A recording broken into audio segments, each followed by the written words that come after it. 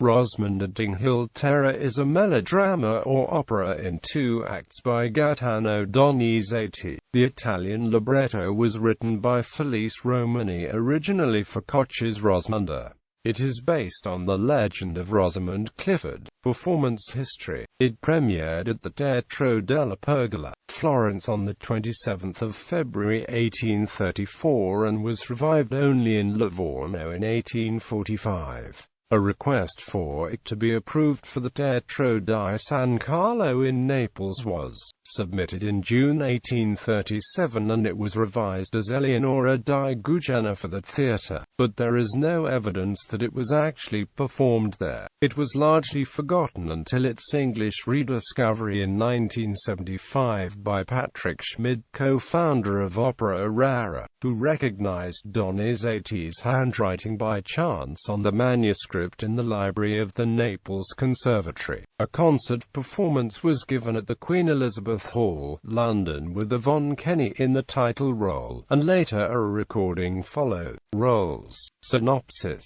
Time: second half of 12th century. Place: in the Woodstock Castle Park. The country folk acclaim Enrico upon his return from his wars in Ireland. As they greet him, Leonora appears, followed by the king's page Arturo. It is revealed that Arturo was once taken under Leonora's protection as a young orphan, and consequently feels deeply indebted to her. As a result of these feelings, he has told her a powerful secret, that Enrico has a mistress, and that upon his departure for Ireland he lodged her in a tower at Woodstock and left Arturo to watch over her. Her identity is so secretive that even Arturo does not know her name.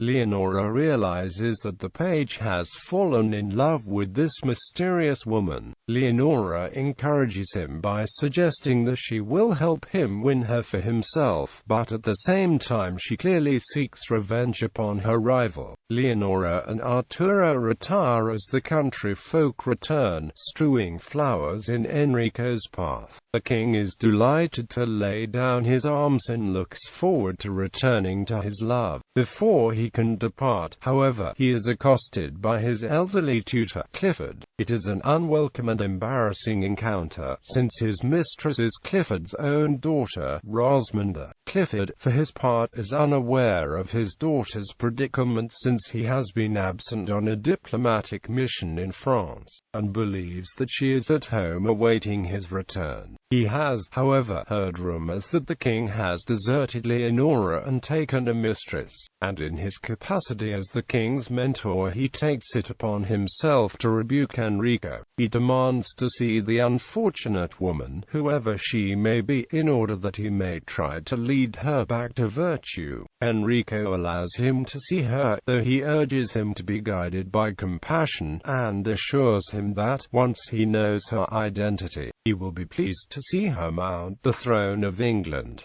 Rosmunda is alone in her tower. It has been 3 months since her lover, whom she knows only as Edgardo, went away, leaving her in Arturo's care. Her lover's absence has made Rosmunda miss Edgardo's company even more, but it has also given her time to appreciate the enormity of her conduct. She is now torn between love and remorse, as she accompanies herself upon her harp, and sings of her sorrows. Arturo from the gardens beneath echoes her song in sympathy. Arturo brings news of her lover's return, but adds that concerns of the king keep him from her yet a while. In the meantime, permission has been given for an elderly knight to wait upon her. Rosmunda is horrified to hear that her visitor is none other than Clifford, her father, and she confesses her identity to Arturo, but she has no time to escape. Taken by surprise and utterly unprepared, she finds herself alone with her father. For a moment Clifford fails to recognize her, but then, the full situation dawning upon him, he bitterly reproaches her, and is only prevented from cursing her by her distress and evident remorse.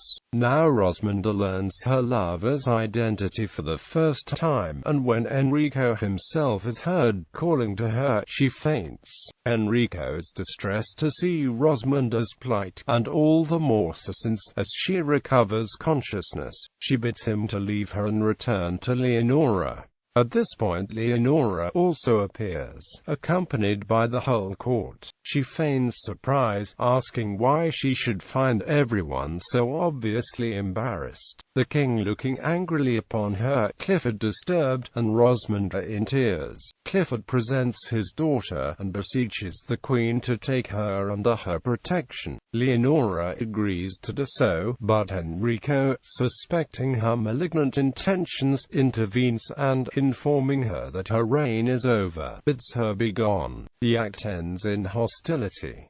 The Great Hall of Woodstock Castle. Enrico's councillors reluctantly agree that, if his marriage is so irksome to him, he should divorce Leonora. He replies that she is more dangerous to him in England than in her own Aquitania, and orders that she should be sent back to France the next day. Leonora herself, however, is determined not to be disposed of so easily. As the councillors retire, she waylays Enrico and tries, first by reasoned argument, reminding him of the aid she gave him in gaining the throne, and then by seeking to reawaken his love, to win her way back into his heart. He remains impervious to her wiles, and their encounter ends in threats and recrimination. A gallery in Rosmunda's tower. Arturo, alone, expresses his love for Rosmunda, but fears that, since he is a mere page, he is no match for that of the king. He regrets that he has allowed himself to become a tool of the queen, but sees no help for it. He is too deeply indebted to her and too involved to have second thoughts. Hearing a knocking at a secret door and believing it to be the queen, he opens it. To his surprise he finds that it is Clifford, who, imprisoned by Enrico but released by Leonora, has come to tell Rosmunda that she must leave England within the hour. It is Clifford's wish that Arturo escort her to Aquitania and marry her. The proposal surprises Arturo quite as much as it does Rosmunda. Though Rosmunda agrees to leave Enrico, she at first pleads against any alternative marriage, but then, urged by both Clifford and Arturo, she eventually capitulates and agrees to all her father's wishes. Left alone, Rosmunda is found by Enrico. He attempts to win her over by informing her that the councillors have agreed to the marriage. The whole kingdom, he assures her, will welcome her as queen. Rosmunda remains adamant, insisting that she can never be queen. He is already married to Leonora, and she has now sworn to leave him forever. As the hour strikes, she tears herself away from him. In a remote regions of the gardens of Woodstock, Rosmunda has agreed to meet Arturo so that they may set off together for Aquitaine. Leonora's followers are on the watch to see whether she will keep her promise, and hide in the shadows as she does so. Rosmunda is surprised to find that she is the first to arrive, and wonders what has kept Arturo. She hears someone approaching, but it is instead the queen. Leonora accuses her of feeling to the king since there are so many guards nearby, and brandishes a dagger. Rosmunda pleads her innocence, insisting that she is here only in fulfillment of her father's wishes that she should leave England forever. Leonora appears to be almost convinced, but at this unlucky moment her followers return, informing her that an armed Enrico and his henchmen are approaching.